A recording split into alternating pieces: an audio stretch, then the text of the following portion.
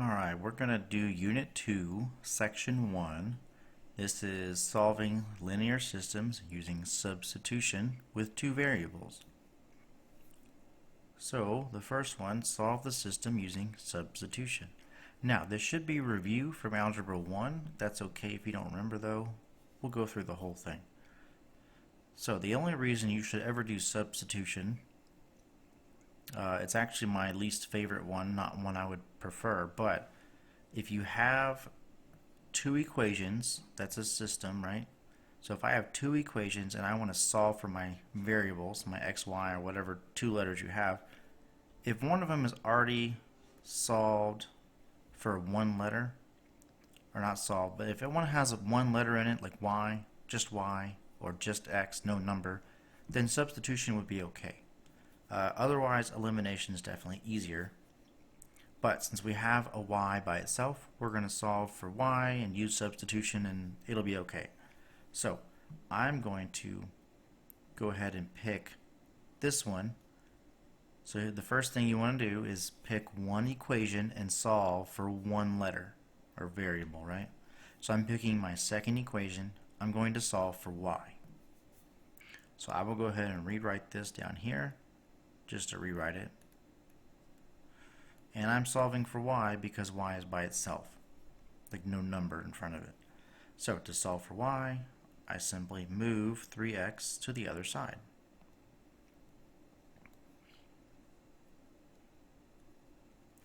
Now notice I put 3x under nothing, right? There's nothing there because I can't combine 3x with 22. They are not like terms. They're not both x's. So when I write this, I would have negative y equals 22 minus 3x. Okay, so don't do 22 minus 3 and put that as one x term. Don't do that. If they're not the same term, not the same like terms, whatever, you can't put them together. So I'm going to keep them separate. No big deal. Second thing is this negative right here has to go. Can't leave the negative in front, so I'm going to divide this by negative 1. Divide all of this by negative 1. So my final answer over here is y equals negative 22 plus 3x. Okay, so I picked one equation. I solved for one letter. That's my first thing I got to do. Now, I'm going to take that letter, y, all of this right here, and I'm going to plug it in for this y up here. So, let me demonstrate. So I'm going to rewrite this equation right here, this first one, 4x plus 3. Now, instead of y, right, I'm supposed to have y right here. Instead of y, I'm going to do parentheses, and then this whole thing is going to come up here. Okay, so now I do negative 22 plus 3x, and now I continue, equals 12, right? So just real quick, this is 4x plus 3y equals 12, right? That's my first equation. I just replaced y with the y that I found on the first part. Okay. So now I can go ahead and solve this one, and guess what? See how I only have x and x? I don't have a y anymore. Now I can solve for x. So I picked one equation, I solved for one letter. Now I plug that into the second equation and solve for the second letter. Okay? So I'm going to first distribute this 3 because I have to. That would give me 4x minus 66 plus 9x equals 12. Okay, notice I have 4x plus 9x. Because those are like terms, I can add those together. Everything else stays the same for now. And then now I can go ahead and move this 66 to the other side.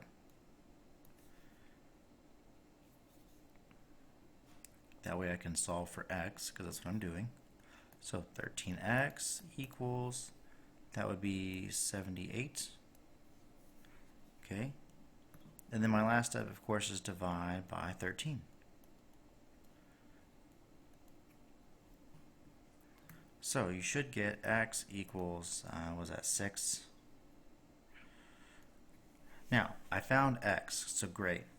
That's one of my part of my answer. No, I wouldn't say one answer. That's part of my answer is x. But I need to have y. So I'm going to go back to this first equation and replace this x with 6, because now I know x equals 6. So let's rewrite this one. So I'll have y equals negative 22 plus 3 times the x that we just found is 6. Okay. So I'm going to do 3 times 6. So I have y equals negative 22. 3 times 6 is 18. So y equals negative 22 plus 18 is negative 4. Okay, there's my other part of my answer. So, because I have an x and a y, this is a point on a graph, if you were to plot this.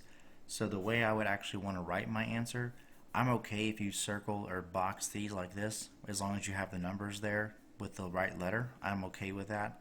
But just for technicality, you would want to write it as parentheses x comma y, like a point. So again, this is the formal technical way you're supposed to write these. I'm okay with the other two as long as you have the right letter and number together. Either way is okay. Alright. So that is substitution. Let's do another one. Now on this one, again, we want to pick one equation to solve for one letter.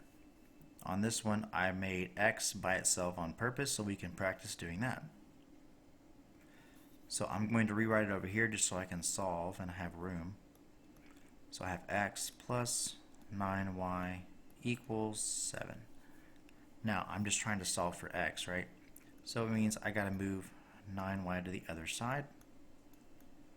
And 9y and 7 are not like terms, right? So I have to keep them separated. So I would have 7 minus 9y. Okay, I solved for x, my first letter. Now I got to plug that in to my second equation and solve for the second letter. So that gives me negative 3x. Actually, I'm going to move it down just a little bit just because I have room. So negative 3x plus 2, but now I'm going to put this. Oh wow. See, look at that. Mistakes happen. I am so sorry. I'm replacing x, not y on this one. So negative 3 times 7 minus 9y. So this x goes in here. Then I continue, plus 2y equals 8. Okay, now I can solve for y, my second letter.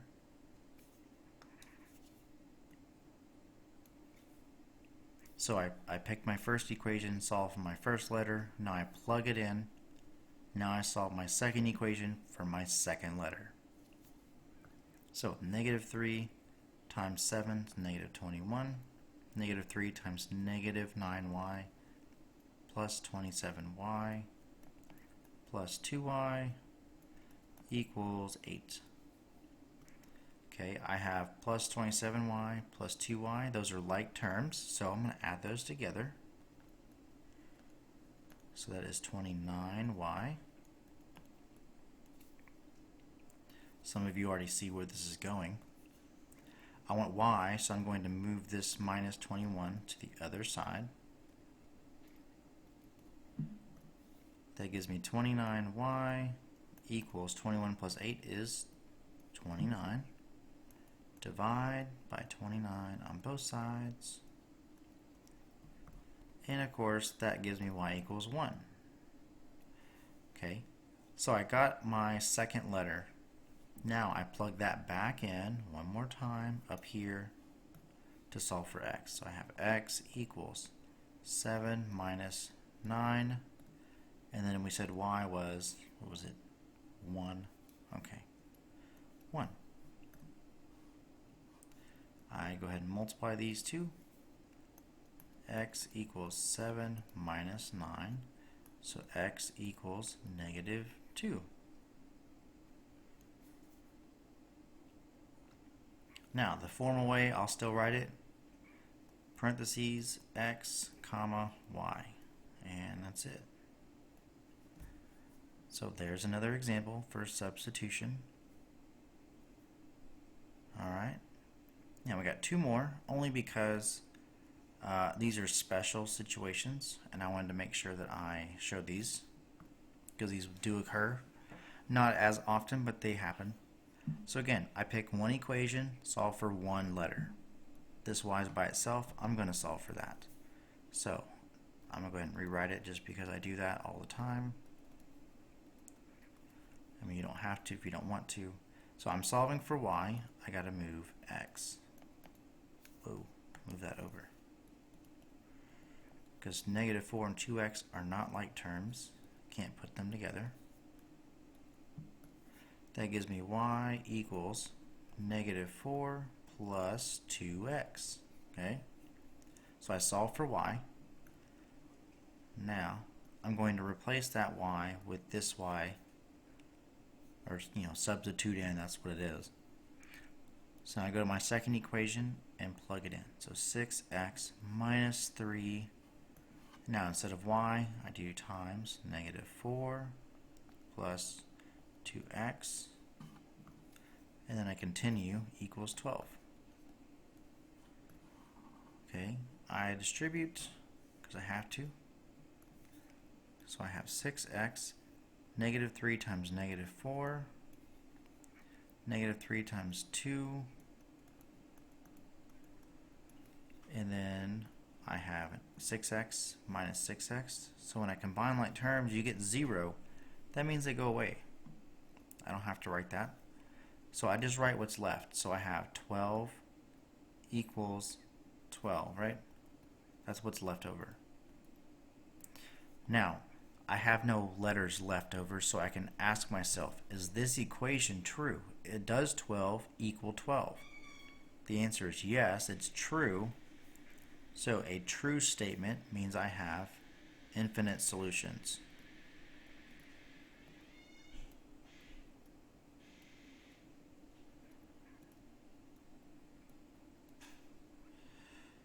And that would be my answer. Okay. Once you get there, you can stop. There's nowhere else to go on these, so these aren't too bad because you only do about half the work, and then you realize, oh, infinite solutions, I'm done, move on. Okay? That's only if my equation is true. Alright, so now let's do the last one. So again, pick one equation, solve for one letter. So we have x by itself. Go ahead and rewrite that over here. So I have x plus 7y equals 10. I want to solve for x, so I have to move this 7y over.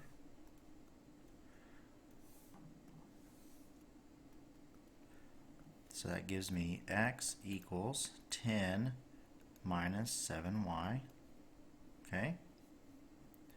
So I solve for my first letter. Now I plug this x in for this one, and I can solve for my second letter. So I have 2, and then I plug this in. 10 minus 7y plus 14y equals 12. Okay? So just make sure this x went right here. And now I can distribute my 2. That gives me 20 minus 14y plus 14y equals 12. Notice I have minus 14y plus 14y. Because they're the exact same but opposite, that would be 0, and I can just get rid of them. And I'm going to write whatever's left over. I have 20 equals 12. And I can decide, is that equation true or false? Now, we know 20 does not equal 12, so since the equation is false, this one I would have no solution.